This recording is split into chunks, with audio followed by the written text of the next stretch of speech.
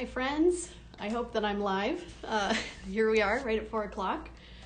While I'm waiting for people to join us, let me tell you, just before I went live, someone asked me a question about holiday suggestions and Christmas suggestions. That's not going to be the topic of my live today, but I will let you know that November 1st, if I keep looking down, it's because I have announcements to remember to tell you. On November 1st, Sonlight's going to have Christmas items, sales and activities, bunches of stuff to be announced on November 1st. So keep your eye out for that. Lauren Sue, I think you're the one who posted about that. So November 1st, stay tuned. All things Christmas coming from Sonlight. Also wanted to let you know that this particular live will be focused mostly on the overwhelming feeling we have with young children, but never fear, high school moms of high schoolers. The next Homeschool Helps and Hacks on November 17th will be all things high school, okay? So we are not forgetting you.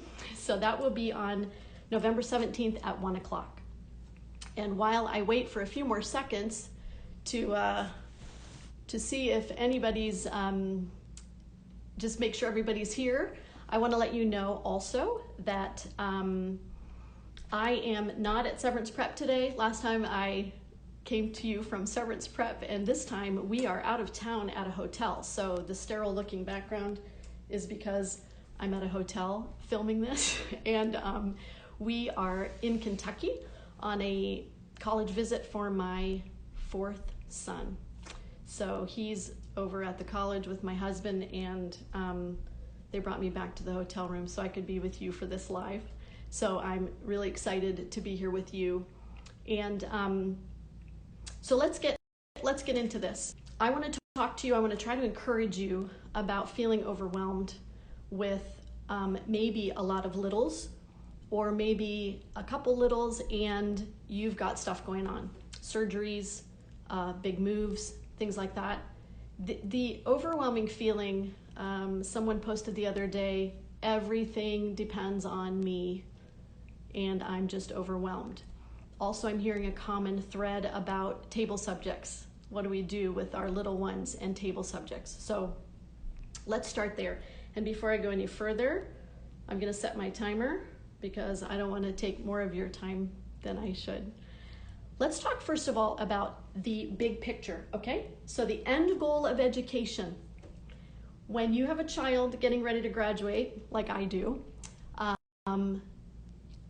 there are 4, I think, main goals. And I don't think that this is unique to homeschooling, okay? So to have a child that's well educated, we want them to be able to read. We'd like them to be able to communicate through writing or through speaking or both. We would like them to be thinkers, to be able to think, to be able to evaluate what they're reading. And we'd also really want them to love learning. I think those are 4 big goals of education that most people would agree are very important. All right, so think about them again. You want them to be able to read, to think, evaluate, to communicate, and to love learning. Guys, when your children are under the age of 7, what about those goals can be accomplished? Well, one big goal is to teach them to read, right? And some children take a little longer to learn how to read than others, but teaching them to read, giving them the foundation so that they will be able to read and excel at reading is something that's really important at that age. The thinking and evaluating piece, they're not quite ready for. We can hold their hands and talk through it and model it, but they're not quite ready. The communication piece, also not quite ready. Children's hands are not quite as developed to hold a pencil. They're learning to communicate. Think about how much vocabulary they're gaining between 0 and let's say 8 years old. And do you know how they gain that vocabulary so that they can communicate in writing or in speaking? They gain that vocabulary in large part they can gain that vocabulary in large part from us reading to them, or from listening to audiobooks if you can't read to them. And then giving them opportunities to express, and you can dictate for them. But when they're little, those are some things we're doing with them. And the loving learning piece comes over time, and comes over time so where does that start out when they're tiny? It starts out because you are reading to them and opening worlds to them that they haven't seen before. You're reading something and you jump online with them and watch a really cool video that brings that concept to life. Or you take the time to read about a butterfly, and then maybe you order a kit and grow some butterflies. Or you're doing something about frogs, and you go out to the stream and find some tadpoles that you can bring inside and watch grow to frogs. Not my favorite thing to do, but you by homeschooling them, okay, please, moms, please don't feel like homeschooling means you sit at the table and force your 6-year-old to sit at the table and do math for 2 hours. Okay, that's not homeschooling. It's okay to back off on some of those table subjects for now. So here's what I wanted to say to a particularly overwhelmed mom who wrote in a little bit ago. She has a 7-year-old, 2 5-year-olds, and a 2-year-old. Really overwhelmed with the table subjects. So here's what I would say. Back off of the table subjects. It's okay. Also, they had a big move in there. So any of you moms who've been through all of that can understand.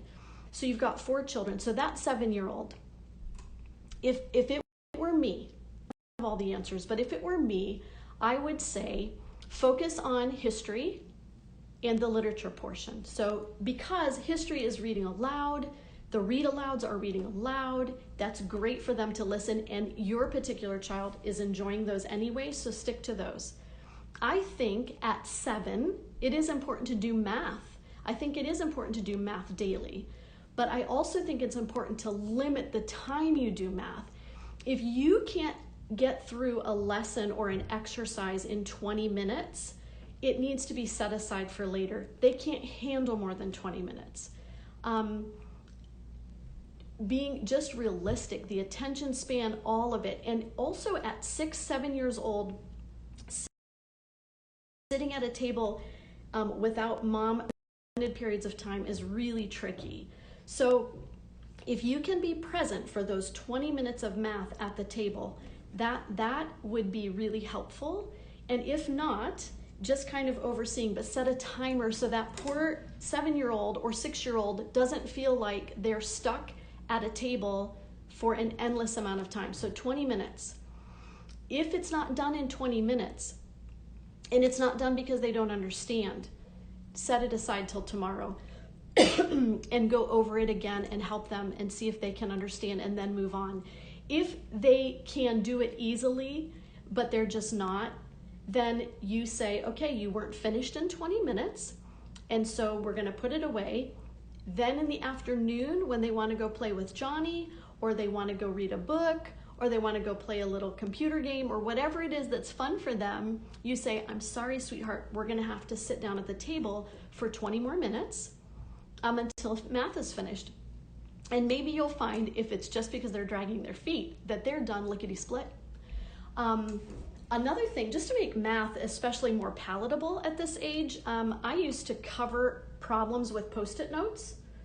So then they would rip off a Post-it note and do a problem, and rip off a Post-it note and do a problem. Sometimes children feel overwhelmed looking at that one sheet of paper with all of those problems. It's scary, overwhelming. So if I covered them up, it made it fun, like a game. Another thing that I would do sometimes is buy those little dots that you might use for a garage sale, the blank sticker dots. And if it was like really easy addition, let's say, and all the answers were 1, 2, or 3, I would write a bunch of 1, 2s, and 3s on those dots, 1 number per dot.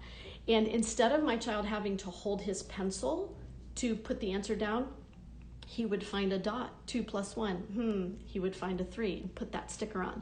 Oh my word, math just got a whole lot more fun when I didn't have to hold my pencil. Yeah. I also want to reassure you that under the age of 7, I did not stress about language arts. I did not do a formal handwriting program in kindergarten typically with my little people. We learned our letters, but we did it in lots of creative ways. Writing them really big on a whiteboard, writing them in flour. I'd pick a letter a week, and that's what we would do. Sometimes I made it go along with the Bible verse, so if you're learning the A verse, we would work on the letter A. That's it. No formal handwriting. And as far as language arts goes, look, language arts is going to keep coming back around. If you're teaching your child to read, or if they love reading and they're under 7, that might be plenty of language arts. They are not going to be behind. Again, what is the goal for education? This is a process. We are in process of taking this person, starting out here, and we want them to become a person who thinks critically, who reads well, to find the answers they want. Not every child's going to love reading, but are they able to read? That's what we're hoping for. That can communicate, and again, some children are naturally more gifted at communicating than others, but all can reach a level of proficiency for who they are. And then can we help them to love learning? So it's a process. A 7-year-old is not going to be hurt on their academic trajectory if this year you slow down with language arts. You say, we're going to spend 20 minutes of math.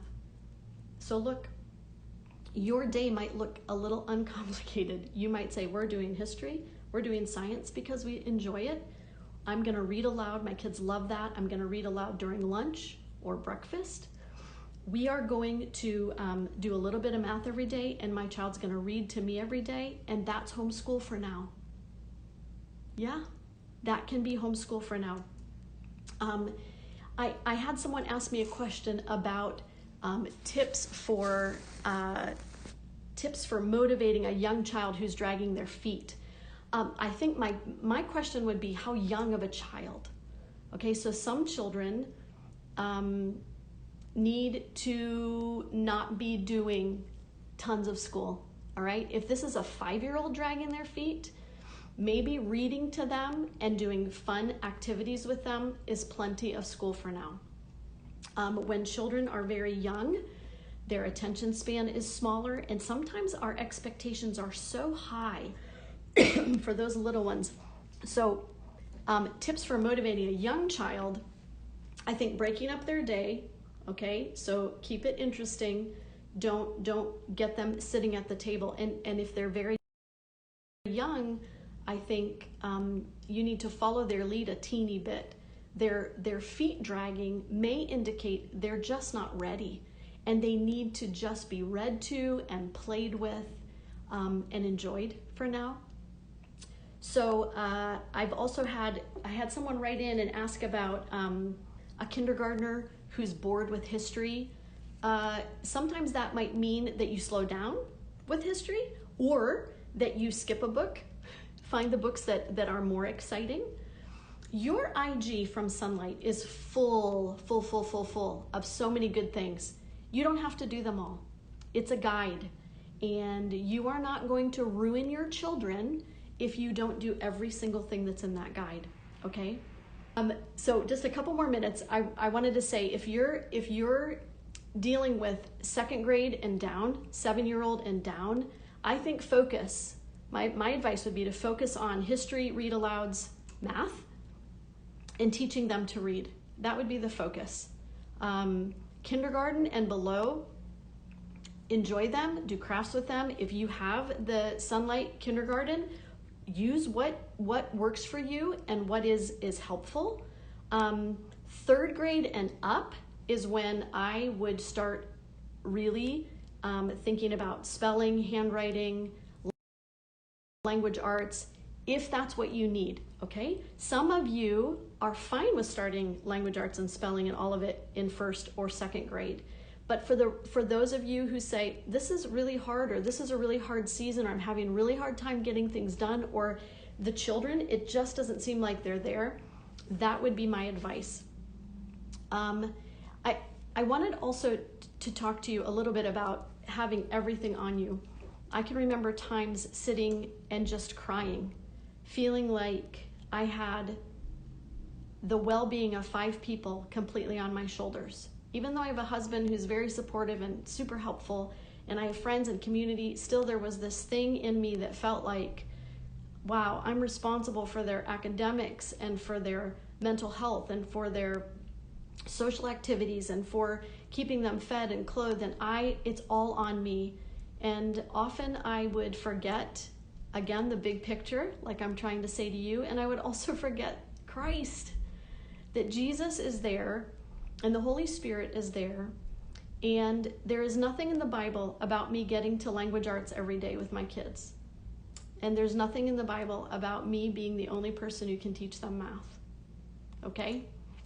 There is something in the Bible about me being their mom, that I need to love them, that I need to discipline them for their good, that I need to be walking with Christ so that I can provide them with an example, and also to give them a safe place. And some of you moms are knocking it out of the park. You are doing a fantastic job caring for your kids and loving your kids, but you are panic-stricken and imploding because you're telling yourself that you're not enough for their schooling.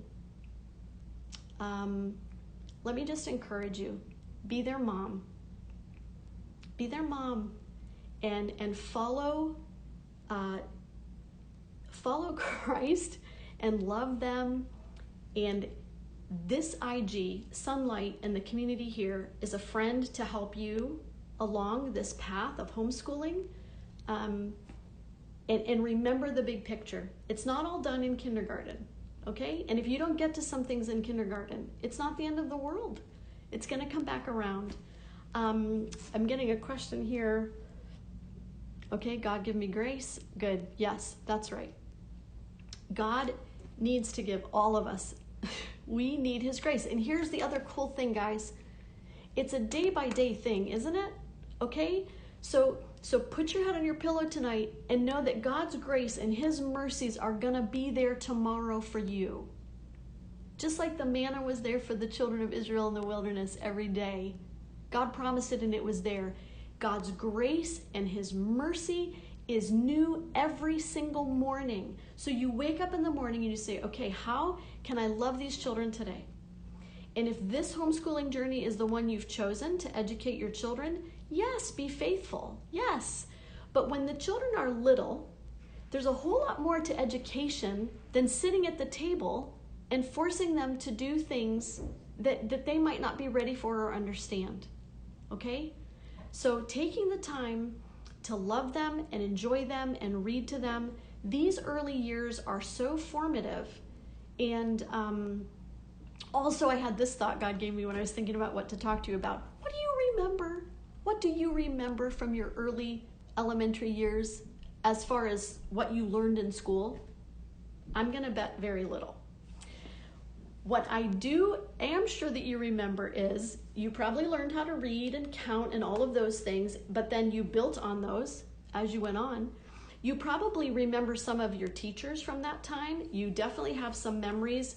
Well, I won't even say definitely memories of your parents and things. I think I don't have very clear memories till about 5. Some really early memories, but they're just very vague. So we need to stop beating ourselves up, okay? Love your children. I was reminded of a verse today. It's from Colossians. It's the very end. Paul says this in Colossians 4:17. Tells the Colossians, tell Archippus, pay attention to the ministry you have received in the Lord so that you can accomplish it. So what ministry have you and I received from the Lord? Well, one of the ministries we've received is that we're moms. And we have a ministry, and so I want to encourage you today, accomplish that ministry, okay? Accomplish that ministry. And that doesn't mean you're going to get language arts and math done every day. Love those kids. Okay, I'm going to stop taking up your precious time. Let me pray for you, and then we'll be done. God, thank you so much for these moms. And God, for the ones who are super overwhelmed. I think of the sweet mom who wrote in, who's just moved across the country, who has a 7-year-old, 5-year-old, a 2-year-old, and everything feels so overwhelming. God, please remind her that this is a season. Remind all of these moms, this is a precious season. Help them, give them the strength they need to make wise choices with their own time, to focus on what matters most right now. Help them to feel your joy as they hug their children and tuck them in at night and feed them and wash their clothes and wipe snotty noses. Help them to feel your pleasure that they are serving and ministering to people who can't serve them back. God, thank you for the way that motherhood and even homeschooling humbles us and causes us to lean in more and more to your grace and kindness for us. So may these moms be encouraged today. In your name I pray, amen. All right, ladies, sorry again for the interruption. Have a great day.